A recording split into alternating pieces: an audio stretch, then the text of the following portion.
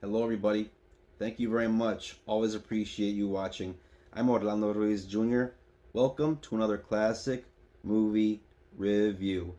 It's about a week ago now that I sat down and watched an action classic from 1988 starring the great Carl Weathers. Carl Weathers was born on January 14th, 1948. So when his birthday came and I realized, holy crap, this is kind of a special day, I think I'm going to sit down and watch Action Jackson from director Craig R. Baxley, who also gave us movies like I Come in Peace and Stone Cold. If you have not seen Action Jackson, I think you might want to put it on your movies to watch list.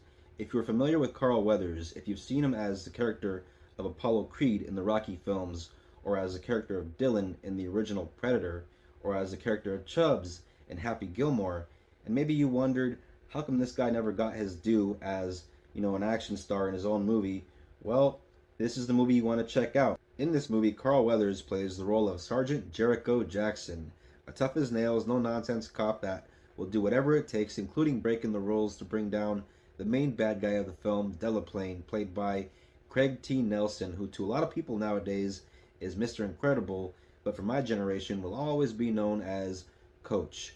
And yeah, with the help of Vanity's character, Sydney Ash, the mistress, I guess, of the main bad guy. Also in the movie is the character of Patrice, wife of the main villain of the film, who is unaware of what an evil guy her husband is, played by Sharon Stone before she became famous for her role as Catherine Trammell in 1992's Basic Instinct.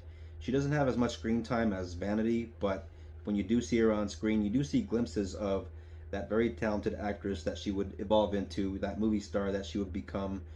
And yeah, this movie does have some good points that I will mention, but there are some bad points about it as well that I do want to share because I gotta be honest, as much as I love this movie, I just gotta be, real with you guys. When it comes to the action in the film, I gotta say it does live up to the name Action Jackson. The action is insane. It's over the top, wild, very entertaining. You got lots of explosions, you got car chases, gunfights, fist fights, all that stuff is there. The explosions are insane throughout this movie, and there are quite a few big ones. The second best thing about this movie has to be the cast. The cast of this movie, awesome as hell. Carl Weathers makes an excellent action hero and a great leading man. The guy had charisma for days, and he's so much fun to watch as the character of Jericho Action Jackson. On top of having this cool badass hero to root for in Carl Weathers' character Action Jackson, you also have a pretty fun bad guy with the character of Delaplane. Craig T. Nelson as our main villain is the kind of bad guy that you love to hate. He's vicious. He's also tough, not afraid to get mano a mano. They have him doing some martial arts in this. Maybe a stunt double doing half of that fighting for him, but still pretty fun to see him throw down with Action Jackson. And you have the babes. You have Vanity, who is coming off of The Last Dragon, I believe, and also, Sharon Stone. So yeah, there's a lot in this movie to enjoy. Not to mention some kick-ass action and explosions and all that stuff. But in terms of the stuff that brings it down, it's got to be the dialogue. The dialogue throughout this movie is pretty horrendous. There are moments where you're going to cringe, and you're going to cringe a lot.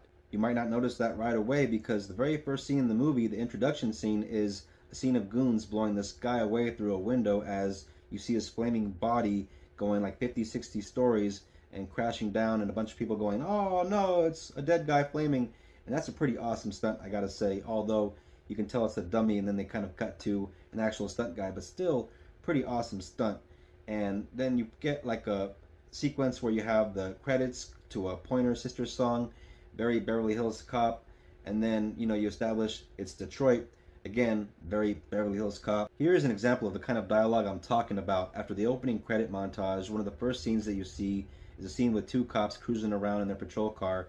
One of them, Thomas F. Wilson, Biff Tannen himself, says to the black cop, man, last night was a regular fuck fest at my place. And the black cop says, man, there ain't been no pussy at your house since your mama moved out. You ought to name your place the House of Wax, as he makes this gesture. And so yeah, that's the kind of award-winning dialogue we're working with here. Also, although the action in the movie is a lot of fun to watch because, a lot of cool explosions, a lot of great stunts, and, it's fun, exciting, and over the top. There's also some moments that are just downright silly and unbelievable, like when there's a cab that tries to run over Action Jackson, and then he starts to chase the cab, and the cab is going full speed on the sidewalk, and you see Action Jackson in the street running alongside it like keeping up with it, which wouldn't happen, but whatever. It's an 80s action movie. You kind of just let something slide. Some of the stuff that's hard to overlook though are moments like when Jericho decides to punch right through the windshield of that cab and the glass completely shatters, but his hand is all right. Wouldn't happen. His hand would be even more shattered than that windshield, which, if you have suspension of disbelief, okay, you can roll with it. But one thing I cannot roll with is the moment where he decides to drive a car through a house. And, okay, that's kind of cool. It's a cool image at first. But when it starts going up the stairs of the house, that would not happen. The car would go right through the stairs. There's no way that car would be, supported by those stairs. And then when it gets up to the second floor, which it wouldn't be able to, but when it does, it's able to turn corners with some very clever editing trickery. But there's no room in those halls for that car to make those corners. So, you really got to suspend disbelief big time for this movie, which really does kind of hurt it. And if you think the logistics and the physics of that whole car scene is confusing, wait till you get to the part where this goon, or the bad guy that works for the bad guy, just turns good all of a sudden and begins to help Action Jackson when he gets in trouble. Which, I'm sorry, it is a bit of a spoiler, but it's kind of one of the points I gotta make when it comes to, things in this movie that make no sense. This guy just becomes good for no reason at all. They don't explain it whatsoever. He just decides, you know what, I'm gonna help this guy because, well, no reason. And when it comes to the one-liners, Carl Weathers got a really raw deal in that department. Clint Eastwood had lines like "Make My Day," and Schwarzenegger had lines like "Let out some steam, Bennett," and Stallone had "I'm your worst nightmare." But what does Carl Weathers get? He's about to torch a guy, and the guy burns up. But what does he tell him before he does that? He says, "Chill out.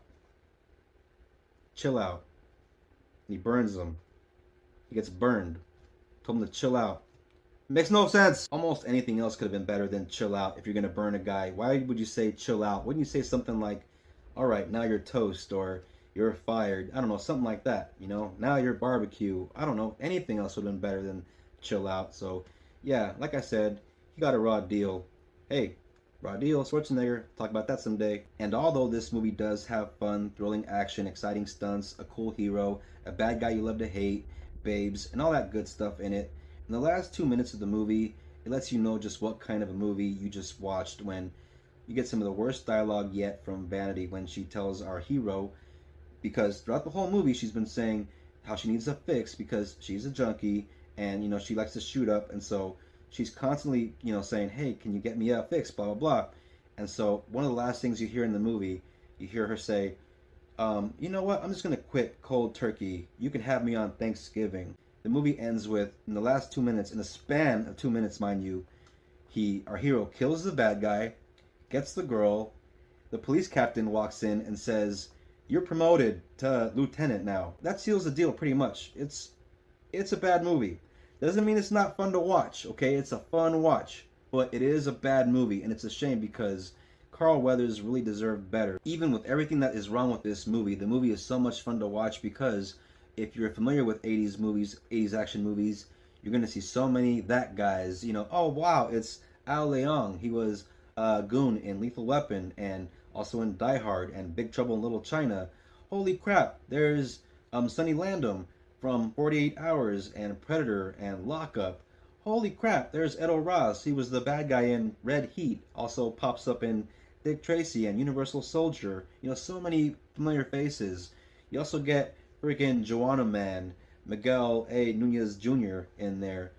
Ooh wee baby, ooh baby. That guy. Robert Davi, also in Die Hard, also was in The Goonies and the main villain in one of the greatest Bond movies of all time. I don't care what anybody says, License to Kill from 1989. And you also get Bill Duke. Yeah, those of you that know Bill Duke, we all have seen Commando. We've seen him in Predator. You've seen him in Exit Wounds. And here he plays the captain. And it's just fun having all these familiar faces. I'm sure there's a lot more that I'm leaving out. But yeah, this is still a fun time for all its faults. I do recommend it. It's an 80s action classic. Either way, you got to check it out. Action Jackson from 1988. I give it 2.5 stars. I'm sure you can find this movie on streaming, but you guys know me, I'm a hard copy guy. Here is my copy of the film. As you can see there, you got Action Jackson, you got Carl Weathers looking all suave in that tux, you got the beautiful Vanity there, may she rest in peace, may he rest in peace, and you got Sharon there, as you can see, all blown up in the background. But yeah, Action Jackson, 80s action, cheesy fun. Check it out. Thank you all very much for watching this classic movie review. I very much appreciate it. If you're into the classics, if you're into movies, if you're into this kind of thing, if you're new to the channel, subscribe. Hit the bell for notifications for more reviews from me coming out very soon. If you're a returning viewer, thank you very much for your support and your views. I always appreciate it. Please don't forget to comment, share, like. It always helps. And I'll see you guys in the next classic movie review. Everybody, please take care of each other. Till next time, peace out. God bless.